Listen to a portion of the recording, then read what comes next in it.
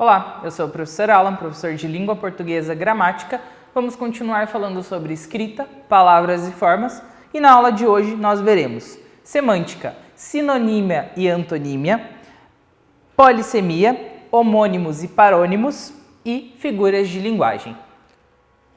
Então, a semântica ela vai se ater aí ao estudo dos sentidos, dos significados das palavras ou expressões em um determinado contexto. É sempre bom lembrar que a gente tem lá os elementos comunicativos, como o enunciador, aquele que enuncia ali, o receptor, aquele que recebe o texto ou a mensagem, e o contexto em que essa comunicação acontece. Então a gente precisa sempre pensar nisso para a gente analisar aí a semântica, beleza, pessoal? Então vamos falar de sinonímia e antonímia. A sinonímia é a relação estabelecida quando se empregam em um texto palavras de sentido semelhantes. Então quando a gente está lá escrevendo a nossa redação e a gente repete muitas vezes a palavra, antes da gente passar a redação a limpo, a gente vai lá e confere se a gente repetiu muito uma palavra e a gente tenta substituir por um sinônimo, por uma palavra parecida, para que o texto não fique tão cansativo. Então aqui a gente tem lá um sinônimo de casa, lar. A antonímia é o contrário, então é a relação estabelecida quando se empregam palavras de sentidos opostos. Então eu tenho lá ruim e bom, palavras que trazem aí sentidos opostos.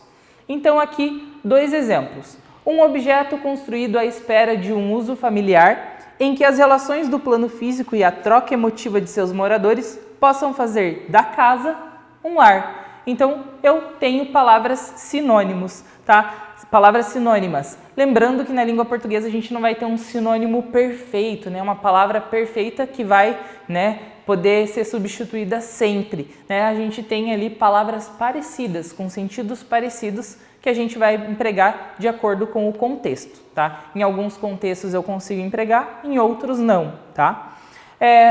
Mas eu tô legal numa boa. Lá vou eu carregando essa cruz. Tá ruim, mas tá bom. Eu tenho fé que a vida vai melhorar. Então eu tenho a oposição ali. Ruim e bom são termos opostos. Aí eu tenho a polissemia. Então a polissemia ela é o fenômeno no qual a palavra admite diversos sentidos. Então uma palavra que possui vários sentidos. Então na polissemia o termo ou expressão adquire sentidos diferentes dependendo do contexto, tá? Então a palavra letra, olhem lá. A letra daquela música é bonita. Então aqui eu estou me referindo ao conteúdo de uma canção. A letra ali está se referindo ao conteúdo de uma canção. B é a segunda letra do alfabeto. Então aqui eu estou no sentido literal de letra, A letra B. E sua letra é legível, tá? Estou especificando ali a forma como a pessoa escreveu, A letra dela é legível, ok? Então uma única palavra com vários sentidos, vários significados, dependendo aí do contexto, ok?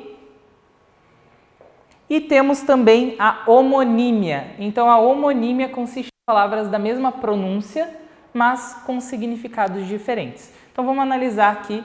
Elas não dependem de um contexto, tá? Diferente lá da polissemia, que eu tenho a dependência de um contexto. Então, vamos analisar aí a tirinha do Armandinho. Então, eu tenho lá no primeiro quadro, vendo o pôr do sol. Quanto quer pelo pôr do sol? Não está à venda. Eu estou vendo o pôr do sol. Aproveite para ver também. Então eu gosto bastante do Armandinho e aqui a confusão se deu por qual palavra? Pela palavra vendo, porque ele não estava vendendo algo. Ele estava vendo, ele estava assistindo ali ao pôr do sol, tá? Então a palavra vendo ali, ela vai funcionar de duas formas, Como ver ou vender. Então os homônimos, tá? Eles vão lá, são vocábulos diferentes, portanto, com diferentes significados, mas eles vão ser classificados em homônimos perfeitos, tá? Quando eu tenho a mesma grafia e a mesma pronúncia, no caso da tirinha lá, da palavra vendo, tá? De ver ou de vender. Eu tenho a mesma pronúncia e a mesma grafia. A palavra se escreve da mesma forma e se pronuncia da mesma forma, mas tem significados diferentes. E ali, homônimos homófonos, que eu tenho a grafia diferente, mas a pronúncia é a mesma nas duas situações. E os homônimos homógrafos, quando eu tenho a mesma grafia, mas a pronúncia vai ser um pouquinho aí diferente.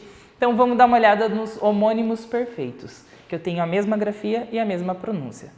Caminho. Você sabe o caminho de casa? Então eu estou falando de um substantivo, olhem lá o artigo, o caminho, tá? Então eu estou falando sobre itinerário ali, né?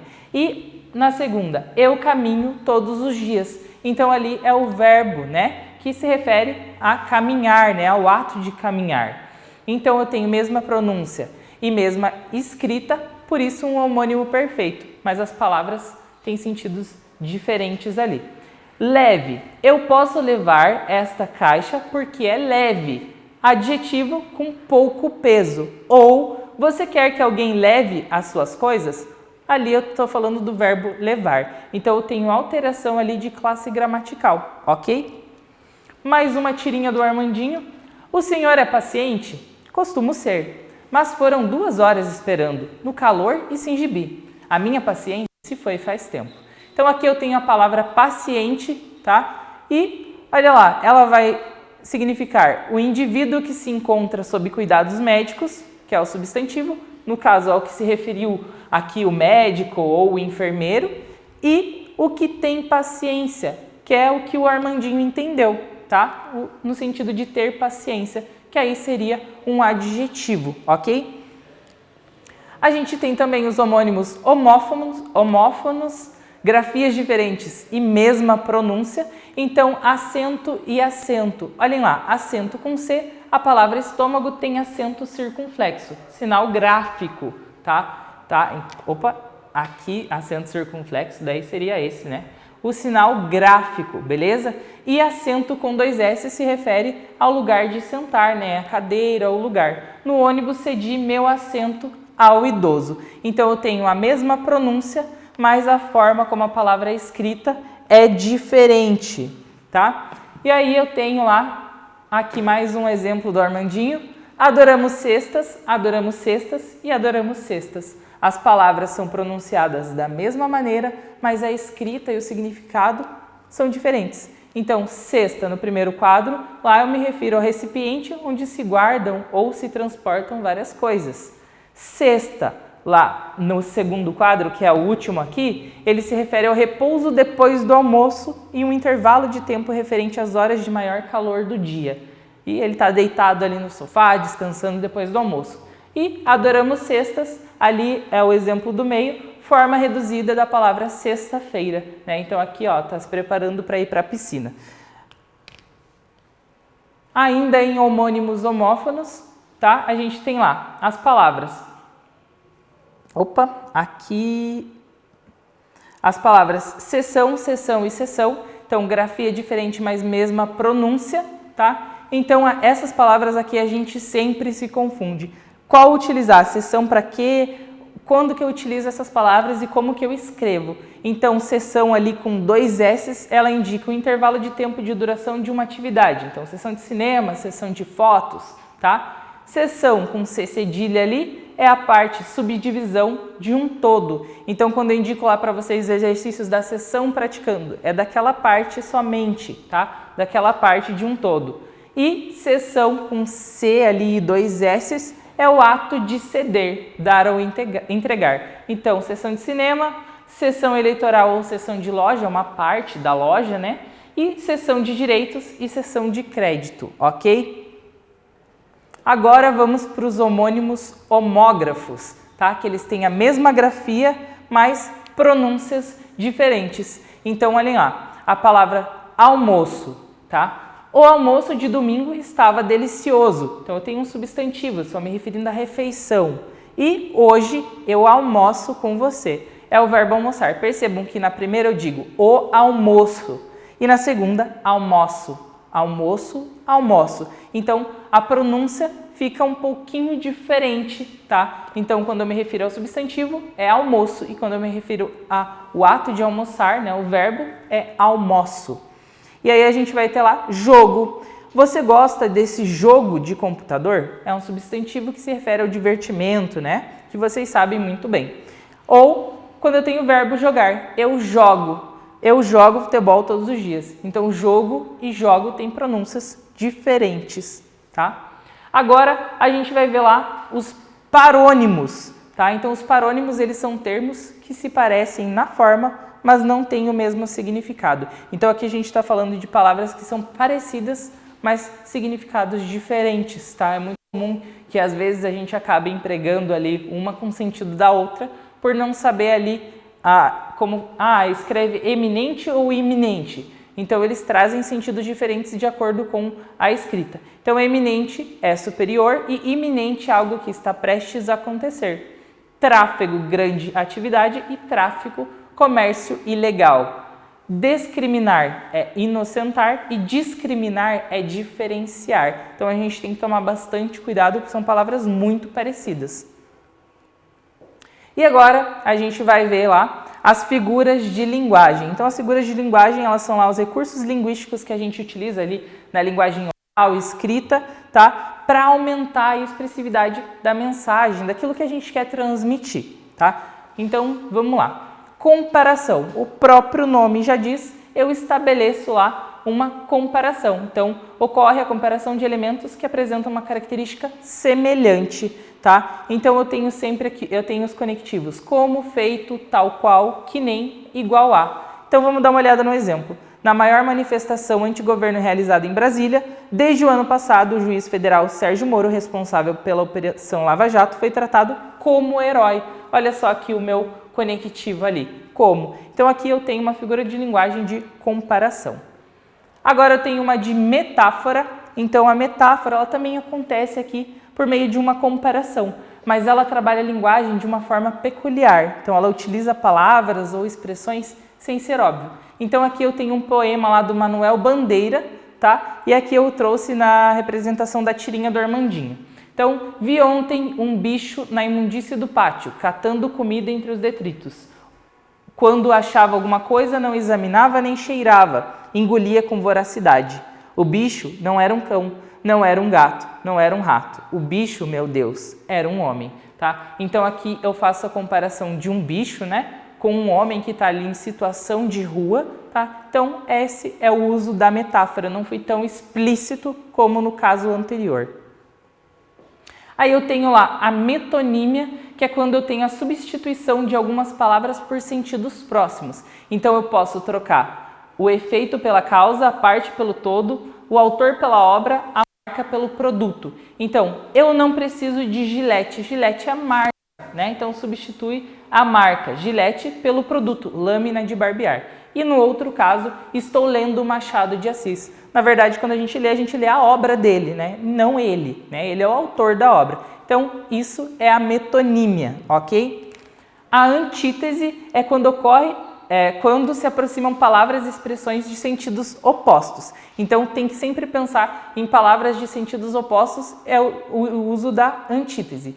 Não existiria som se não houvesse silêncio. Então, eu tenho a oposição de som e silêncio. Não haveria luz se não fosse escuridão. Luz e escuridão, e a vida é mesmo assim. Dia e noite, não e sim. Então, na antítese, eu tenho obrigatoriamente a oposição de termos ali em um texto e tudo mais.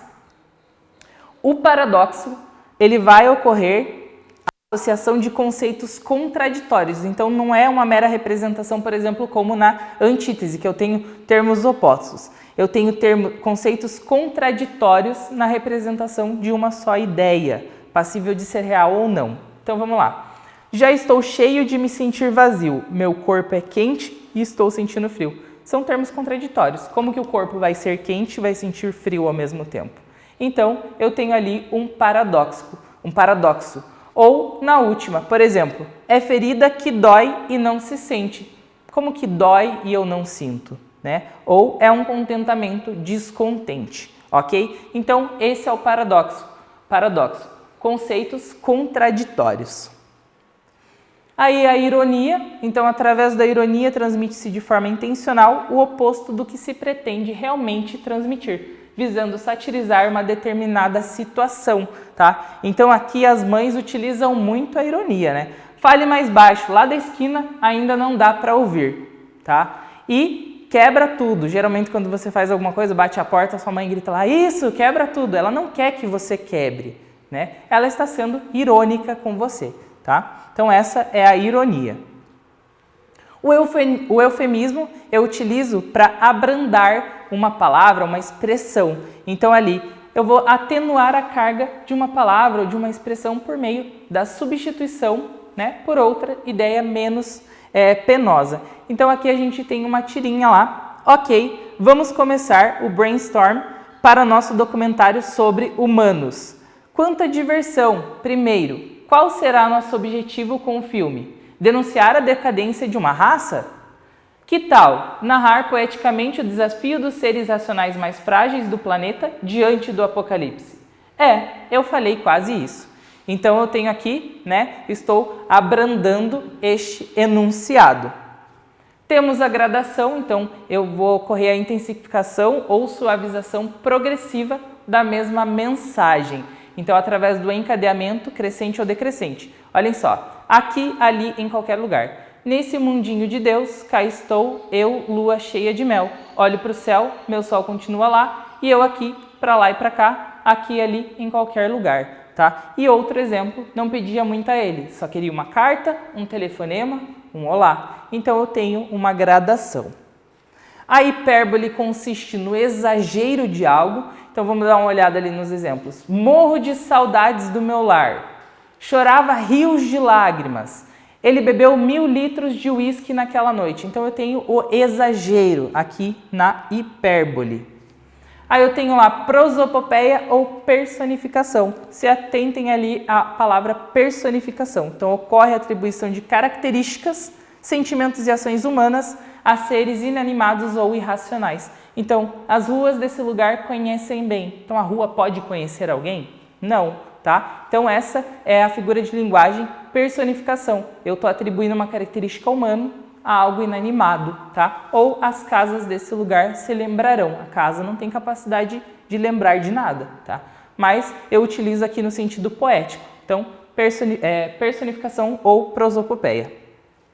Aí eu tenho lá a perífrase, ocorre a identificação indireta de um ser ou objeto através de uma caracterização que é mais extensa e simbólica do que a simples utilização do termo correto. Então, cidade maravilhosa, eu estou me referindo a quê? Ao Rio de Janeiro. Ou leia mais repercussões sobre a morte da Dama de Ferro. Então, eu me refiro a Margaret Thatcher, ok? Então, aqui eu tenho a representação ali de uma identificação indireta, né, pela troca do que é mais simbólico, tá? O que as pessoas lembram mais. Então, cidade maravilhosa, automaticamente eu vou meter ao Rio de Janeiro.